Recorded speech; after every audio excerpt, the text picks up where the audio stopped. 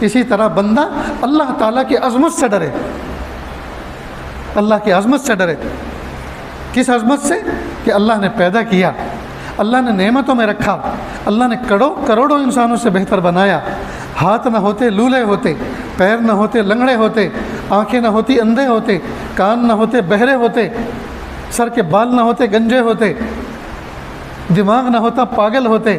میرے پیارے اللہ نے پیر کے ناخن سے لے کے سر کے بال تک کیسا عظیم جسم ہمیں عطا فرمایا، کیسی عظیم نعمت اللہ نے عطا فرمائی، کیسا دماغ عطا فرمایا، اچھی بری چیزوں کا فیصلہ کرنے والا دماغ عطا فرمایا، جی دور تک دیکھنے والی دو پیاری آنکھیں عطا فرمائی، اپنے دل کی بات کو احسن طریقے سے ادا کرنے کا اللہ پاک نے ملکہ عطا فرمایا، زبان میں صلاحیت عطا فرمائی، سامنے والے کے دل کو موہ لینے، سامنے والے کے دل کو جیت لینے والے زبان سے الفاظ نکالنے کی صلاحیت دی، ہاتھوں کو چھونے کی قوت دی، پیروں کو چلنے کی صلاحیت عطا فرمائی، نفع نقصان کو سمجھنے کا دماغ عطا فرمایا۔ تو یہ کوئی کم نعمت ہے؟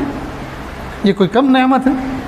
جس رب نے، جس ذات نے ہمیں اتنی انمول نعمتوں کا مالک بنایا ہے، اس رب کی ناراضگی سے ڈریں، اس رب کی نافرمانی سے ڈریں، اس کی عظمت کو سامنے رکھتے ہوئے اس کی شان میں گستاخی نہ کریں۔ یہ ہے تقویٰ۔